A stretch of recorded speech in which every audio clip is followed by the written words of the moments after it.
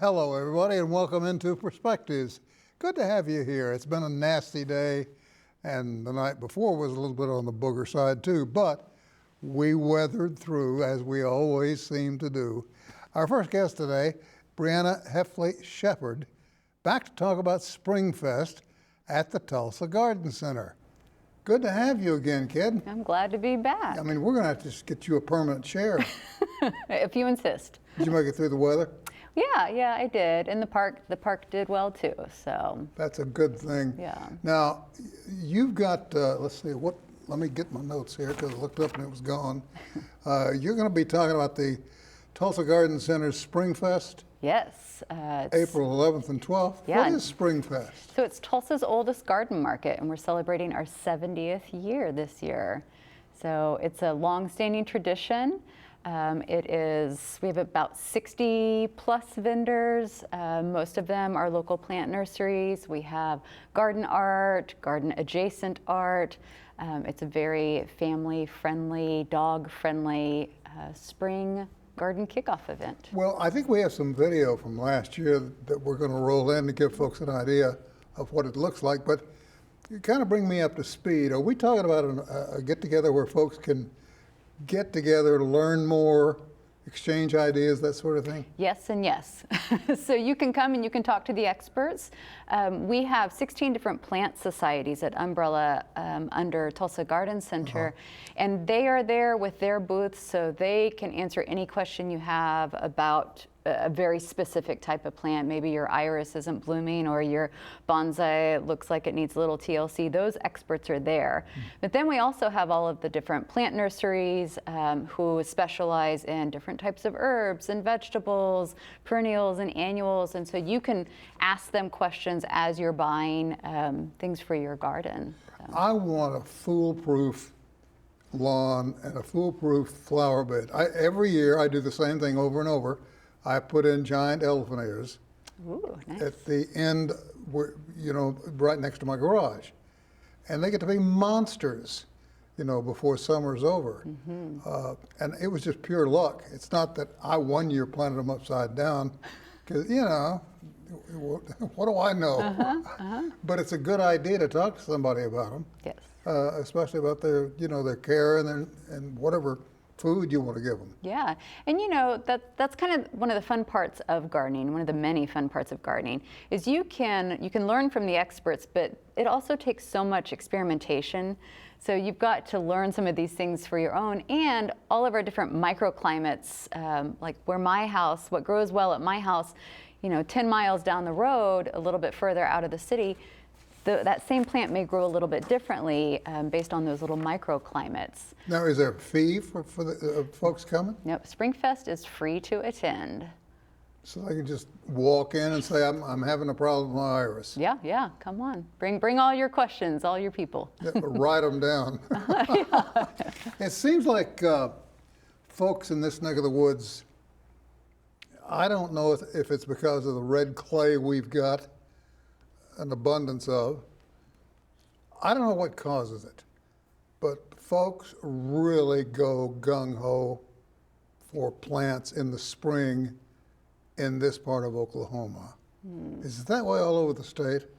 That's a great question. I would imagine so. I think the changing of the seasons gets everyone excited about new growth and all the flowers that are blooming, and you start to see the pollinators coming in and the birds coming through. And so I think probably across the nation, across the world, as the seasons change, people get excited about all the different plants. I'd like to find out if there's somebody. My wife puts wreaths on the doors, front doors of our home, and every year the birds try to build and nests in them.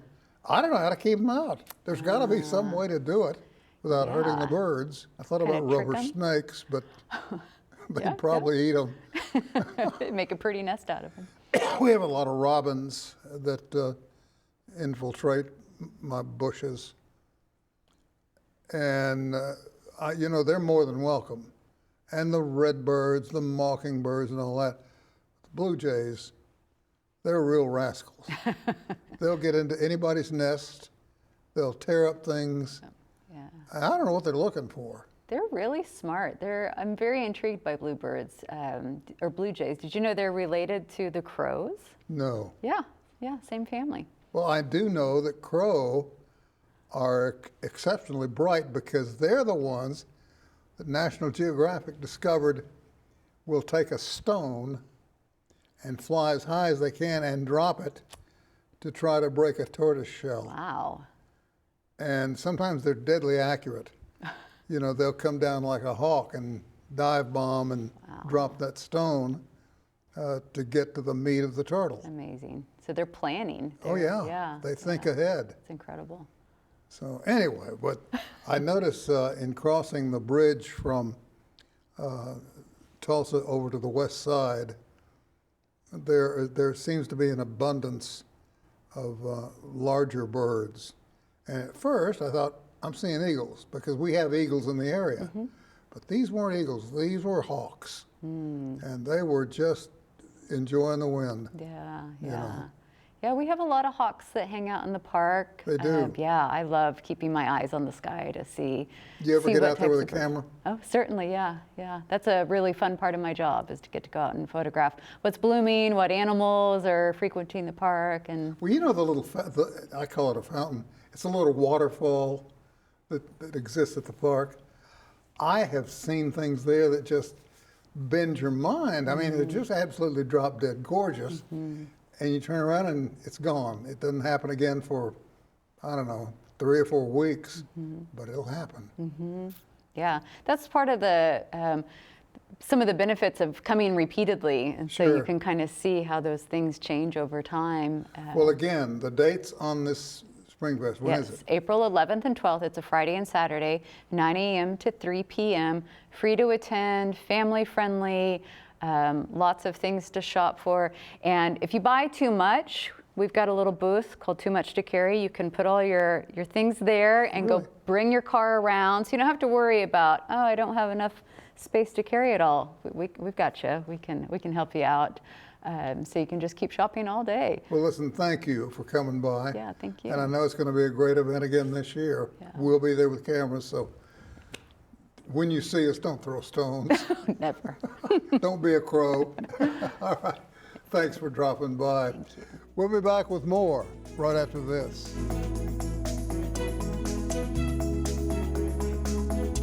Our next guests are actually here from Broadway. Friends of the Helmerich Library used book sale. That's what they're all about. But we're talking about Kelly and Bailey James. Good to have you girls here. Thank you for much. having us. I'm tickled to death you could both make it, a mother and daughter drill team. Yeah, so my mother was one of the founding members of the group, and I am the current president, so. Well, so we got royalty on the set. Let's talk a bit about the book sale. Now, I understand there's a preview session that, there's a $5 fee to go through and just preview. Well, and shop. That's just first crack at the books next Thursday, the 10th, 5 to 8. And we usually see a great turnout at that. People are really excited to see what we've got first. It's interesting.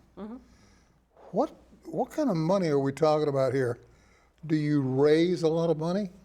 Yeah, so last year we raised the most we ever have, which was over $20,000.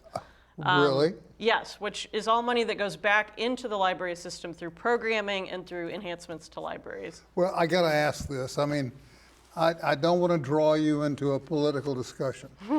I would not do that to you without prior warning. But are you limited to what you can have for sale there? Has anybody said you can't sell these books because they support this party or this demographic? No. So they leave you alone. They leave us alone. That's a good thing. Yeah. That's a very good thing. All right, let's talk about some of the things you brought with you. I have a book here that caught my eye the minute I saw it with John Grisham. It's like new. This thing is like a brand new book. That's one of his new ones. The smell is About still probably there. $29 when it first retailed, and for us, it's $2. $2? All hardbacks are $2 at our sale. So. No kidding. And also you've got Wicked. Yes. So trade paperbacks are $1, and we get really new stuff. Like this is This is the version of Wicked with the movie people on the cover. So yeah, this is very new as well, gently used. You know, someone's probably read it once and then donated it. So you can get some really good stuff for some great prices. So we're not talking about stacks and stacks of books with torn covers and ripped pages and all that sort of thing. No. We go through the books, the donations when they come in, and some of them need a little TLC, they need to be wiped off or a page taped here, glued there, whatever. But we get a lot of really nice donations and stuff that, has maybe been read once or was given as a Christmas gift or a birthday gift, and somebody wasn't interested, so they just, donated it to us. And every book that ends up in the sale has been touched by one or more volunteers and, looked at to make sure that it's in good condition. So everything you're buying is really nice quality. Annual event. So everybody knows it's coming. So you probably get a lot of folks that come out to it. Oh yeah, we see a lot of the same faces every year, people who are really excited for these deals, We see people who come every year for children's books or for romance books or for science fiction, because people know that they can get really great stuff. The Grisham book, consider it sold. It's yours. It's not even leaving. Good. How does this work? Do they just come in mass? Is there a pathway through the books? Are they on tables? How is it set up? Yeah, so as you saw on the photos, we have several tables spread throughout the room. We have a lot of things on carts. Everything we're using is a material of the library as well, like the library's tables, the library's carts and things. So really other parts of the system chip in to help this book sale happen. And something else we're really proud of is we do a lot of really careful sorting by category. So we don't just have all nonfiction in one place. We sort by art books, books about travel, books about cars and animals, books about history. So if you have a niche interest, you could go straight to the section that you're interested in. Yeah, so it's not just fiction. No. All right, you have other things here as well. We've got, I don't even know what that is. That is I believe that's a card game. So yeah, Poetry, Neanderthals. Yes, so we get puzzles, games, toys, teaching supplies, things like that. So it's not just books either. We also get vinyl records, DVDs, CDs. So really, which is kind of cool because it also highlights a lot of the things that the regular libraries do as well. They're not just books either. They also do music and movies and audiobooks, magazines. I bet you have a lot of teachers show up, don't you? Yes, we do. And actually on Fridays and Saturdays, teachers with a ID or a pay stub get 50% off because we really want to support our teachers. Yeah. Yes. So this would only be $1 if you were a teacher, Sam. Yeah. Oh, I've been teaching for years, believe me. We'll cut you a deal then. Yeah. It's an interesting note to me because our teachers are so maligned and mistreated, I think, in this state, and not given their due as well they should be.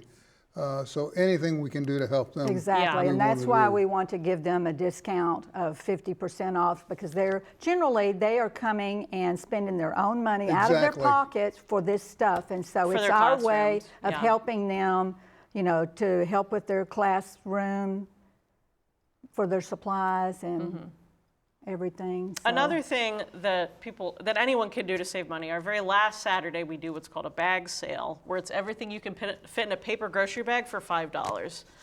So you can stuff it full of anything, and we just let you walk out with it. So. And people will buy multiple bags of stuff. We had one lady, either last year or the year before, she was making a fake fireplace, and so she wanted all kinds of books of different sizes, and she bought like 10 to 15 bags of books, and they're apparently at the Philbrook Museum, there's this fake fireplace, and it's made out of books. So she was looking, for just all kinds of sizes. And then one year we had a lady who was just looking for white books. She was taking all the covers off, a decorator was taking all these covers off, and just wanted white books because she was going to do something with white books. So it's interesting. And then we get people also that like big art books, they will take a box cutter and like cut a page out and frame a picture out of it. And it's cheap artwork for the walls, and they can get multiple uses out of one book for framing some beautiful artwork that's in a book. That's I mean, pretty we've seen incredible. all kinds Yeah. of things that people say they're going to do We get really with this creative stuff. people who come through, Yeah. absolutely. I don't doubt it at all. You know, people who are drawn to books, generally, I just love to be around them because you can, if you shut up long enough, you learn something. You know what I mean? Well, again, let's nail down the dates. Yeah, so April 10th, 5 to 8 p.m. is preview night, and then April 11th and 12th, 18th and 19th are the hours the library is open, 10 to 5. And we take book donations year round at the Helmerich Library. We have a book drop there, and you can actually call there. And if you have a very large donation, like an estate or something, we have a gentleman that will come and pick them up for you. Yeah. And bring them to us. Doesn't So get any better than that. that's right. It doesn't get any. So there's no excuse not to donate your books that you do not want anymore. And also games. And games, Games, puzzles, vinyl, DVDs. You know, We take it all. we take yeah. it all. We take it all, and it Well, goes back into the library You do system. good work. Yes. Thanks, both of you, for coming by and Well, talking thank you with so us. much for having us. We And, appreciate it. When the new Grisham book comes out, I'll be there. Yeah, you come on down. I'll be over bothering you. We'll talk again down the Okay. road, okay? Thank you for having us. Thank you for being here. Mike Ward is with the Tulsa Fire Museum. He's up next.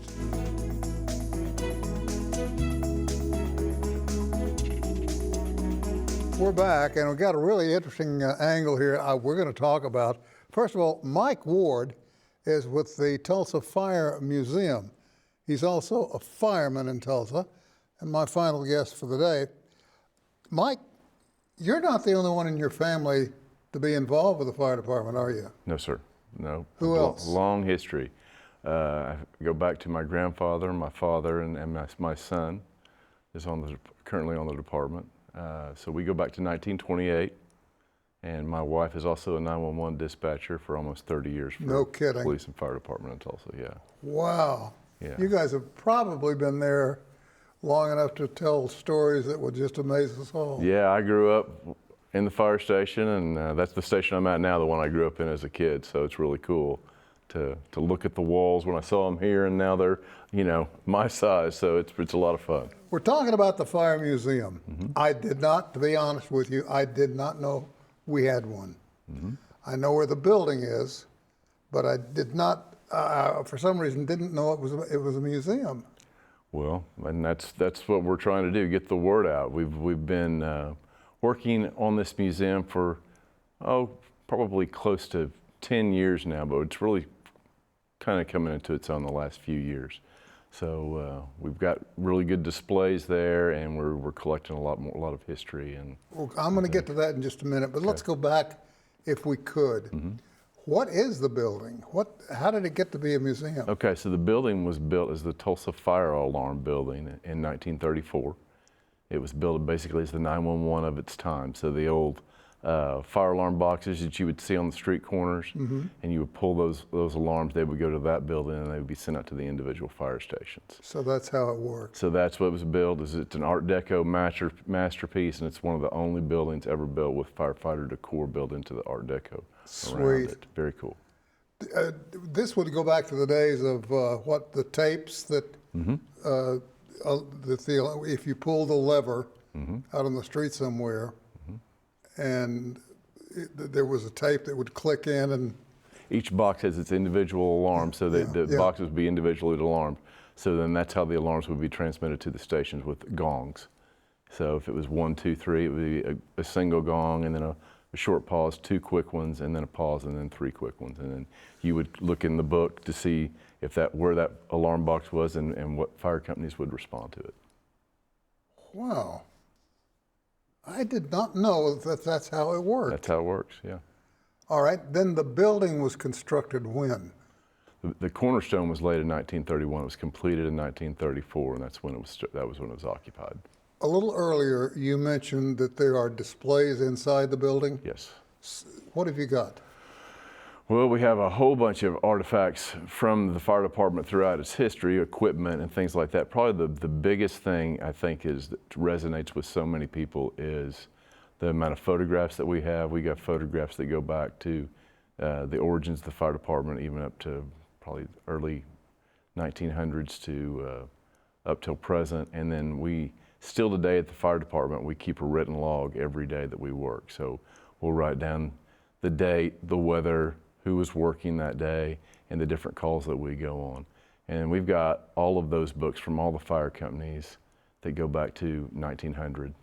And so in the fire department, after a 10-year period of time, the fire department allows us to take possession of the books again. So we have those. Have there ever been, I don't know, I'm not using the right terminology here, but have there ever been fires in Tulsa, given its oil background, that were just incredibly hard to extinguish? Oh, absolutely. Yeah, absolutely. There have been several refinery fires over the years, even in my career. Probably one of the worst fires that we've had was a B&M Oil back when in my era. And then previous to that, in fact, my grandfather had there's a picture of it in the museum on Cherry Street or 15th Street of a oil tanker that caught fire and was burning there in the streets. It's a huge fire. It's a huge fire, and that was in wound up being an article in Fire Engineering magazine and on the cover of that. So yeah, lots of oil fires. Incredible stuff. I guess, truth be told, you guys could also come up with calls that were pretty humorous. Oh, absolutely. Yeah. Any examples? Oh my gosh. Now, a lot of folks think, well, the cat's stuck in the tree. Call the fire department. Well, but there's more to it than there's that. more to it than that, but yeah, we have all those types of calls. Probably one of the things that we do frequently now, not the cats in there, but are ducklings or puppies in the storm sewers that we have to Really? go find. Oh yeah, and get out for people for sure, all the time, all the time. Yeah. So humorous stories. You'd have to. I could tell you a few of those, but it's a lot. It's The fun. museum itself, the building. Any idea who designed it? I do, but it's escaping me right now. Didn't want to throw you a curve. Yeah, it's okay. I'd be a little curious to know, was it designed to be a museum from the get-go? No, it was designed to be what it was, the fire alarm building. So to transmit, it was the 911 of its time, to transmit all those alarms. And it operated as that until the 85 flood, the Memorial Day flood, and that it flooded the building, and then the city abandoned it. And it sat basically open and in disrepair for years until the American Lung Association purchased it and remodeled it. And then I think that it's a divine intervention, because we started a committee on the fire department to preserve our history, and we said, let's go to the fire museum and get some inspiration. And we knocked on the door, and they said, good thing you're coming by today, because we're closing the doors in a month. And Is that right? we found a benefactor, Carol Tandy from the Tandy Foundation, and she purchased the building and then quitclaimed it to us. So we were a museum without a collection, as most museums have a collection, they don't have a building. So we've had to work to get our collection built up. But what an opportunity. You're given a fresh slate Yes, to fill in any way you want. any way we want, yes. So What an we do lots of really cool events there, trying to really fill not just the firefighting history, but I think a lot of the unspoken history of Tulsa that most people aren't aware of. And I'll bet you, truth be told, there's a lot of it. There is a lot of it, yes. Well, we got about 40 seconds. Is the building open to the public through the week? We are open by appointment if you email us or call us on the phone. Otherwise than that, we're open the last Sunday of every month for an open house. And so we're there, and then we have events throughout the year that we will be putting out. So yeah, our next event will be talking to Hispanic. We have firefighters of a Hispanic background, so Hispanic History Month. That'll be our next event. Mike, I appreciate you coming by. Thank you. Keep us posted on its growth, Okay. because it's going to have, you're going to run out of space. You know it's coming. Absolutely, absolutely. Wow. Well, I got to get over there and see it. Yeah, please come see it. We'd love to have you come see it. I'll be beating on your door, buddy. We'll make special access for you for sure. Thank you. You bet. Thank you. Well, that's all the time we have for this get-together of perspectives, and we'll see you here next time.